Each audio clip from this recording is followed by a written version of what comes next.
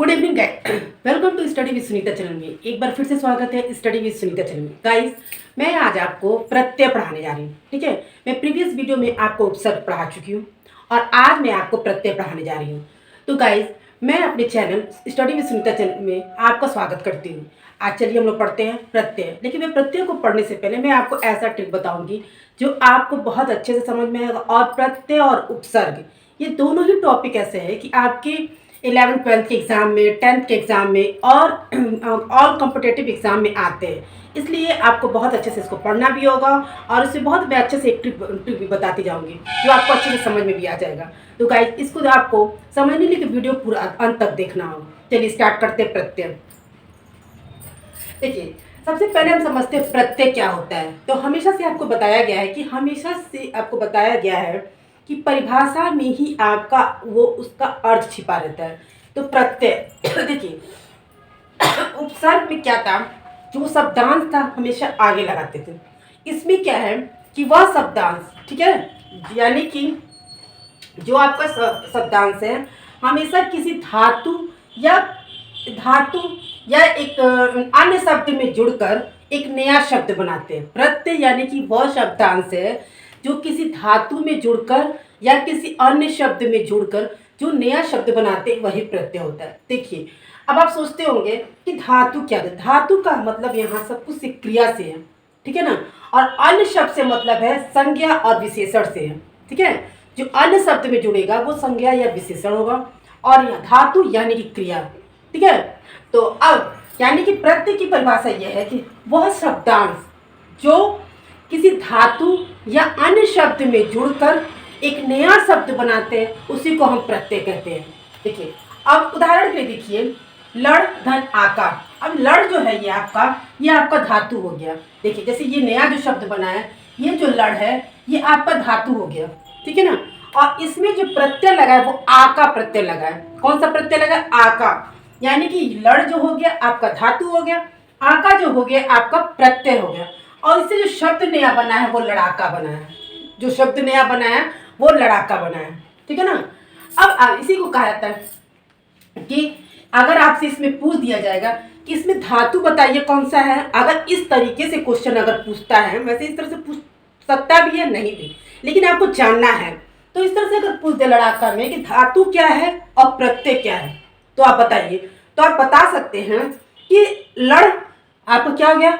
धातु। और आका क्या हो गया? प्रत्यय। और उन दोनों को मिलाकर जो नया शब्द जो बना है वो हो गया आपका लड़ाका। ये हो गया। अब देखिए, प्रत्यय के भी दो भेद होते हैं। प्रत्यय के भी दो भेद होते हैं। कौन कौन से? कृत प्रत्यय, तद्धित प्रत्यय। कौन कौन से होते हैं? कृत प्रत्यय और तद्धित प्रत्यय। इन प्रत्यय को पढ़ देखिए, ठीक है ना। कृत प्रत्यय, तद्धित प्रत्यय। लेकिन आज की वीडियो में हम आपको कृत प्रत्यय के बारे में बहुत अच्छे से डिटेल से बता रही हूँ और जो आपको समझ में भी आ जाएगा। तो ठीक है, तो कृत प्रत्यय के कितने भेद होते हैं? 5, ठीक है ना। कृत प्रत्यय के 5 भेद होते हैं। और कौन कौन से? कर्तावाचक प्रत्यय, ठीक है, और कर्मवाचक प्रत्यय, करणवाचक, भाववाचक और क्रियावाचक, ठीक है ना। कृत प्रत्यय कितने भेद होते हैं? कर्तावाचक प्रत्यय, कर्मवाचक प्रत्यय, करणवाचक प्रत्यय और भाववाचक प्रत्यय, ठीक है। देखिए, भाव ये भाववाचक प्रत्यय, ठीक है ना। आपने पूरा पढ़ा लिखा है लेकिन पूरा ये होगा भाववाचक प्रत्यय। इसी को कृदंत भी कहते हैं। कर्तावाचक प्रत्यय, कर्मवाचक प्रत्यय, करणवाचक प्रत्यय, भाववाचक प्रत्यय और क्रियावाचक प्रत्यय। इन प्रत्ययों को कृदंत भी कहते हैं, ठीक है ना। इन प्रत्ययों को कृदंत भी कहते हैं।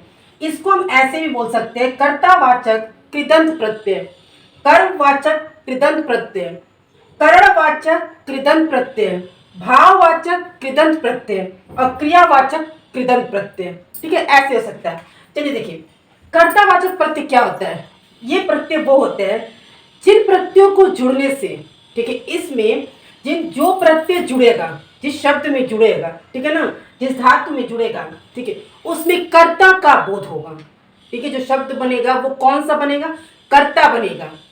यानी कि सीधा सीधा ये समझ लीजिए, जो कर्तावाचक प्रत्यय यानी कि कर्तावाचक यानी कृदंत प्रत्यय, इसको कृदंत प्रत्यय भी कहा जाता है और इसको तो अब ऐसा भी कर्तावाचक प्रत्यय, ठीक है ना, जिस शब्दांश में जिस धातु में जुड़ने से बनेगा वो क्या होगा, जो बनने वाला शब्द जो होगा वो कर्ता होगा, हमेशा क्या होगा, कर्ता होगा, यानी कि कोई संज्ञा होगा।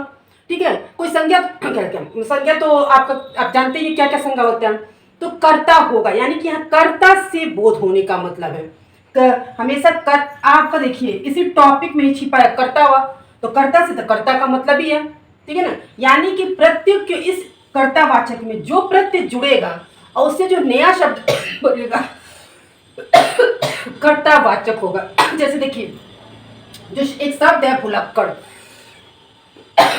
भुलक्कड़, भुलक्कड़ भूल क्या है, धातु है, ठीक है ना, उसमें जो प्रत्यय जुड़ा अक्कड़ जुड़ा है, कौन सा जुड़ा है, अक्कड़, ठीक है, और जो नया शब्द बना है वो भुलक्कड़, ठीक है, तो जो नया शब्द बना है भुलक्कड़, भुलक्कड़ कोई व्यक्ति ही होगा, ठीक है ना, कोई मनुष्य ही होगा, इसका मतलब वो कर्ता हो गया, ठीक है। उसी तरह से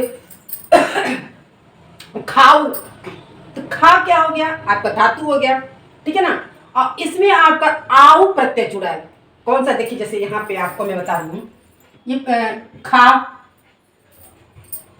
यहाँ देखिए खा, ठीक है, अब ये खा क्या है, आपका धातु है, इसमें जो है आऊ जुड़ा है तो ये बन गया है खाऊ, क्या बन गया, खाऊ, तो कौन खाएगा, कौन खाऊ मल होगा, वो कोई व्यक्ति ही होगा, यानी कि कोई कर्ता होगा, करने वाला कौन होगा, वो कोई कर्ता होगा, इसीलिए वो क्या आ जाएगा, कर्तावाचक प्रत्यय, यानी कि कर्तावाचक कृदंत प्रत्यय हो गया।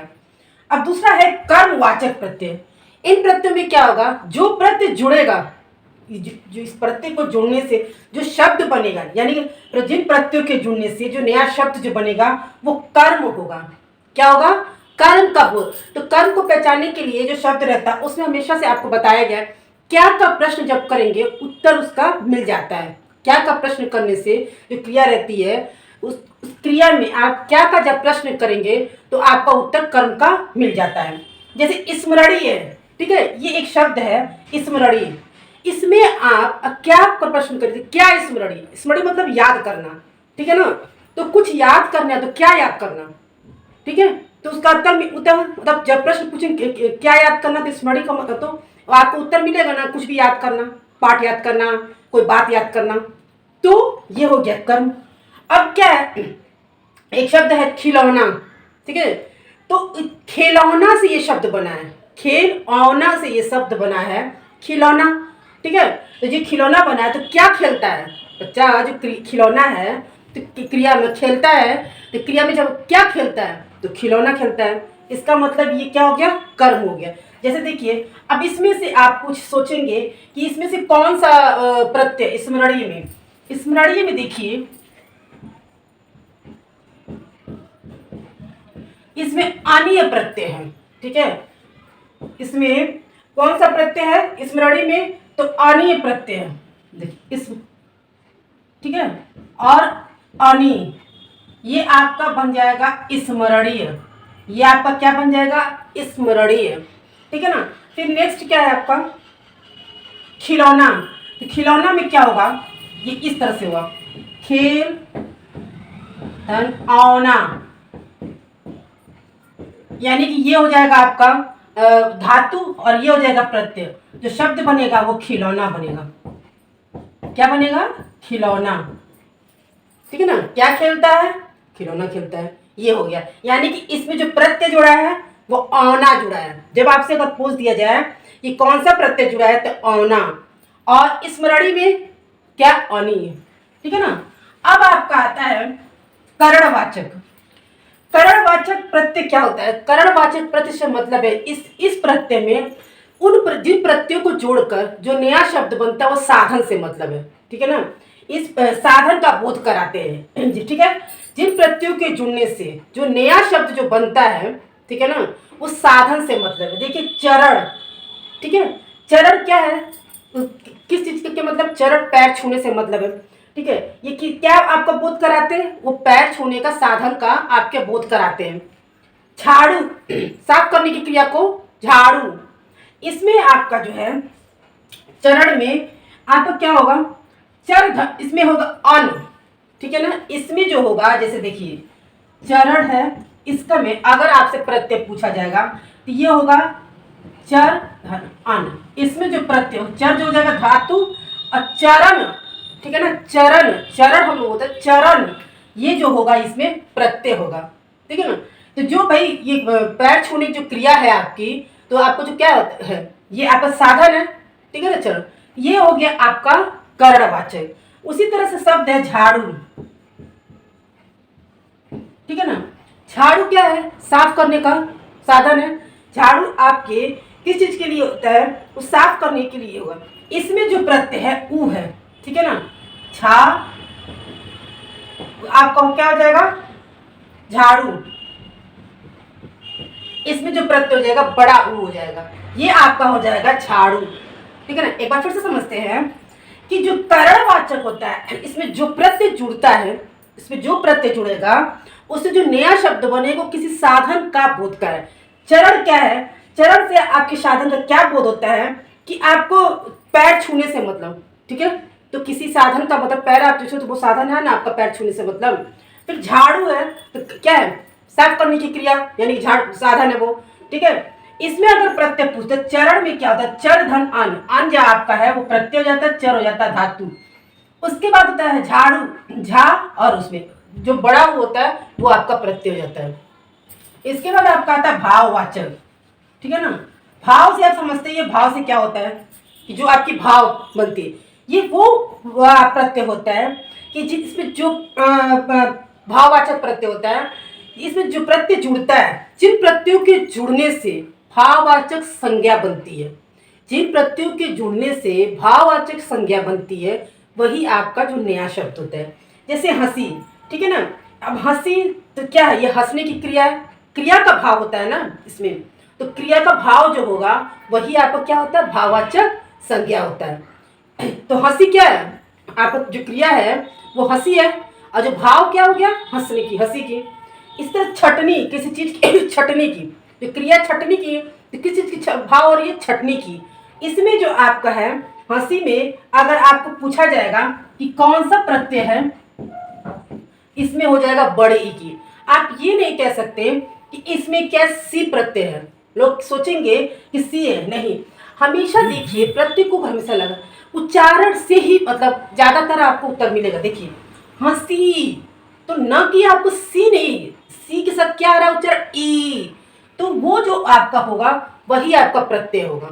हंसी अंत में क्या आ रहा है ई, यानी कि बड़ी ई, ठीक है ना। ये आपका इसमें हो जाएगा प्रत्यय, क्या हो जाएगा हंस धन ई,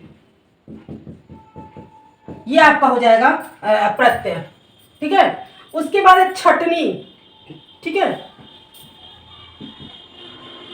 ठीक है। अब इसमें आप सोचेंगे कि ऊपर वाले में तो ई है, तो नीचे वाले में भी क्या हो जाएगा ई, बड़ी हो जाएगी, नहीं। छटनी जब बोलते हैं तो छटनी नी आता है, कौन सा आता है, छटनी, तो नी आता है, इसमें जो प्रत्यय होगा नी होगा। ये चीज देखिए, ये आपको बहुत प्रयास और अभ्यास से आपको खुद ही समझ में आ जाएगा, अपने आप आपको वो हो जाएगा। उसके बाद होता है क्रियावाचक। इसमें क्या है, क्रियावाचक से मतलब है क्रिया, जो प्रत्यय जुड़ेगा, जो नया शब्द जो बनेगा, इसमें क्रिया का बोध होता है। क्या होता है, क्रिया का बोध होता है। जैसे देखिए खिलौना, नहीं सॉरी, खेलना, पीना, खाना, ये सब क्या है, क्रिया है। अब इसमें जो प्रत्यय लगे, जैसे देखिए खेलना, ठीक है ना, ये खेलना, खेलना क्या है, क्रिया है। अब इसमें हम पूछते हैं कि कौन सा प्रत्यय जुड़ा है, तो ना प्रत्यय जुड़ा है, ठीक है। खेल जो हो गया धातु हो गया, और ना जो हो गया आपका प्रत्यय हो गया। उसी तरह पीना, पी हो गया धातु, ना हो गया क्रिया, अरे सॉरी प्रत्यय।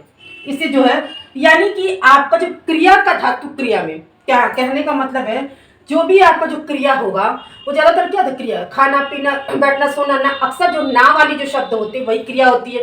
इंग्लिश में भी यही बताया जाता है और हिंदी में भी यही बताया जाता है। तो उसमें जो ना जो प्रत्यय होता है वही आपका क्या होता है, ये जो शब्द लगा शब्दांश लगता जो है वही आपका प्रत्यय होता है, ठीक है ना। ना और जो शब्द यानी कि खेलना में ना प्रत्यय जुड़ के कौन सा शब्द बन, सॉरी, खेल में ना प्रत्यय जुड़ के कौन सा नया शब्द बना, खेलना। और पीना में यानी कि पी में अगर ना प्रत्यय जोड़ देंगे तो कौन सा बन गया, पीना। ठीक है ना, यानी कि क्रिया का बोध कराते, खेलना का क्रिया का बोध, पीने का पीने का ये क्रिया का बोध कराते हैं। एक बार फिर से देखिए, आपको समझते हैं। कर्तावाचक प्रत्यय यानी कि कर्तावाचक कृदंत प्रत्यय, उसको कृदंत प्रत्यय भी कहते हैं। तो प्रत्यय के दो भेद होते हैं, कौन कौन से, कृत प्रत्यय, तद्धित प्रत्यय। कृत प्रत्यय के 5 भेद होते हैं, ठीक है ना, कौन कौन से, कर्तावाचक प्रत्यय, कर्मवाचक प्रत्यय, करणवाचक प्रत्यय, भाववाचक प्रत्यय और क्रियावाचक प्रत्यय। कर्तावाचक प्रत्यय में कर्ता का बोध होता है, जो भी प्रत्यय इसमें जुड़ेगा उससे जो नया शब्द बनेगा उससे कर्ता का बोध होगा। कर्मवाचक में जो प्रत्यय के जुड़ने से और जो नया शब्द बनेगा वो कर्म का बोध होगा। करणवाचक में जो प्रत्यय जुड़ेगा और जो नया शब्द होगा वो किसी साधन का बोध कराता होगा। भाववाचक में जो प्रत्यय, जो क्रिया जुड़ेगी, जो धातु से जुड़ेगा उसमें जो शब्द बनेगा वो भाववाचक संज्ञा बनेगा।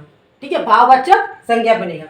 क्रियावाचक में, ठीक है, जिन प्रत्ययों को जोड़ने से जो नया शब्द बनेगा वो क्रिया का बोध कराता रहेगा। ठीक है ना, तो क्रिया का बोध कराने में अक्सर क्या होता है, ना ही जुड़ता है।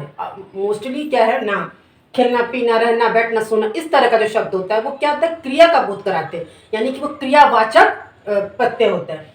गाइस, ये आपके प्रत्यय थे। मैंने आपको उसमें छोटे से ट्रिक बताया कि कैसे कर्मवाचक पहचानते हैं, कर्म कैसे पहचानेंगे, क्रिया के कैसे, मतलब भाव क्या होता है, ये सब आपको मतलब, और आपको बहुत अच्छे से समझ में भी आ गया होगा प्रत्यय क्या होता है। ठीक है ना, अगर आपको ये समझ में आ जाता है और आपको मेरे वीडियो पसंद आता है तो मेरे वीडियो को लाइक करिए, शेयर करिए, सब्सक्राइब करिए। मिलते हैं नेक्स्ट वीडियो में।